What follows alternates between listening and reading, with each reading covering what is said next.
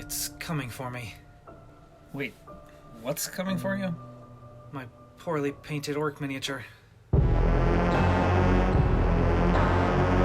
Everyone knows that your poorly painted miniatures come and haunt you on Halloween. Well, then you should also know that if you paint a better version of the type of miniature, then that one will protect you against the one haunting you. Wait, really? Then I know what I must do. Yeah, okay. Whatever, dude.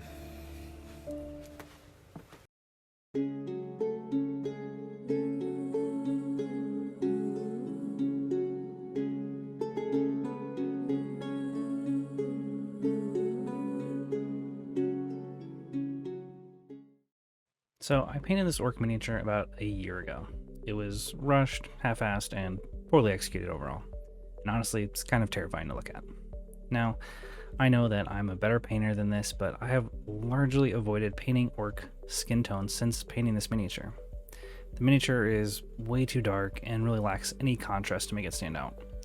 I mean, it's pretty much amateur hour on this miniature, and this is the first time I've actually ever shown it, because I was honestly really upset by it. Now, I could honestly paint over it and add highlights and increase the contrast on it, but I don't really want to do that. I don't really like going back to miniatures that I've kind of washed my hands of. Why did this miniature fail? Well, I didn't have a plan for it. I kind of thought I'd just figure it out as I went. I didn't understand the colors I was going to use or how I was going to use them or what really end goal I had in mind. I was watching some critiques of high-end display level orc miniatures recently, and they said something that kind of stood out to me, and it was utilization of yellow for your highlights. Now, I think it's easy to assume that if you're highlighting green, you just want to use brighter green, and I think logically that kind of makes sense. So when I heard that utilizing something like yellow to highlight green, it kind of really clicked for me that would kind of level it up for me and make sense for me to proceed in painting a better green orc skin miniature. Now, I don't know why this revelation hit me so hard and immediately and was such a big deal for me, but it really kind of invigorated me and hyped me up to try and paint an orc miniature again. Now, brighter miniatures tend to just look better overall. Now, that doesn't mean we should go and just paint all of our minis fluorescent yellow or fluorescent pink, but we should generally look to create what's called contrast in our paint jobs. And generally this is done by having really bright highlights and really dark shadows. So on my first orc miniature, all I had was darkness. There was nothing to pop on it to make those dark shadows have impact or stand out. So in general, we really want to take our highlights to the brightest they can be in most scenarios, because we want to create this contrast, because that's what stands out to us and that's what kind of gives us that punch, and that's what looks really good on miniatures. So I wanted to focus on making sure this miniature was brighter. I look at a lot of my painted miniatures, and the ones that are painted brighter generally look better. And so this is kind of the goal with adding this yellow, to add a punchiness to stand out amongst a sea of green. So like any miniature, this is going to start with a base coat, but what we're going to do differently this time around is we're actually going to start with our mid-tone in our range. Previously, I had started with the darkest of the skin tone with a plan to layer up in highlights, but on this miniature, we're actually going to start with our mid-tone. And the main reason we're going to utilize this is that it works really well with our zenithal highlight. The zenithal highlight is where you base coat it in black and then do a white spray above with either an airbrush or a rattler can, or in this case a dry brush. So I wanted to kind of show that you can get this zenithal prime without the need of a rattler can or an airbrush. You know, maybe the weather's bad, maybe you don't want to spend money on airbrush or whatever, but you can still get this effect in your prime jobs with just brushes. So why is the zenithal prime useful in this scenario? Well, when we put the mid-tone over top, it will naturally be darker in the areas that are left black and brighter in the areas where it is white from the zenithal highlight. And this will kind of help guide our next steps, where we add our shadows and we add our highlights, and it just kind of gives us a natural layout of the lighting angle for our miniature. This is all about just establishing our lighting angle, and for this we're doing a top-down approach. So when we put the midtone over all of this, the midtone over the black parts will be darker and the midtone over the white parts will be brighter. It's a pretty straightforward concept, and it just kind of makes it a little easier for us to paint the rest of the miniature at this point. So next we're actually going to paint in our shadows with a darker tone. You can darken your midtone with either a dark green or a gray or a black, just a darker pigmented paint to kind of bring it into a shadow. Now I like to kind of make my shadow tone a kind of thin, more glaze-like consistency just to blend it easier with my midtone. And we're just going to go to all the areas that are darker and that aren't going to be hit by our light and layer this shadow in. We really just want to focus on the areas that aren't going to be exposed to the light. This is obviously going to be like undersides of arms, areas underneath clothing or blocked by a weapon or armor or something like that. I also like to put it in the kind of recesses between like the muscle groups and things like that, just to kind of add definition between the different muscle groups that they're utilizing.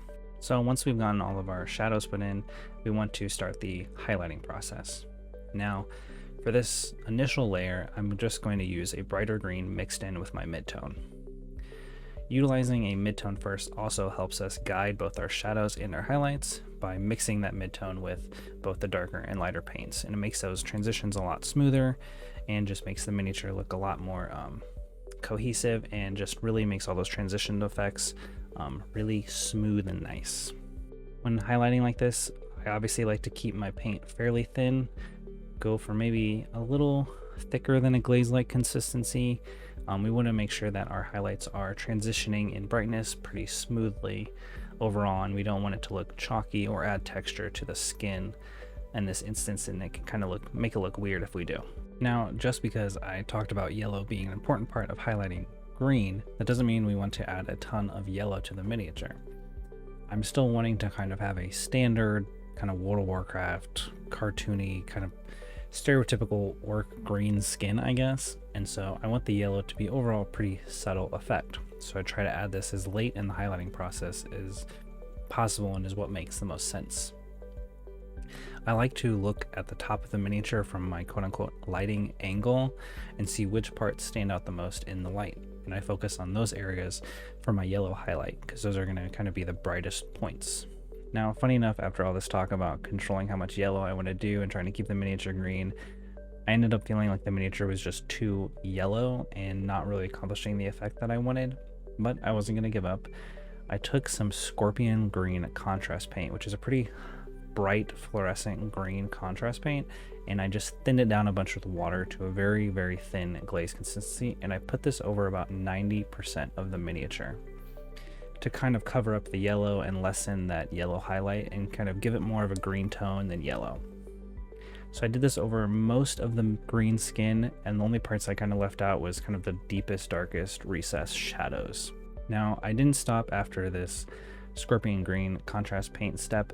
I went back in with my yellow and just did some of the very, very tiniest little tips of the highlights to kind of bring that bright yellow part back in, but not make it so overwhelmingly yellow, and kind of retain that green skin tone that I wanted, and kind of keep the yellow to the brightest of the highlights.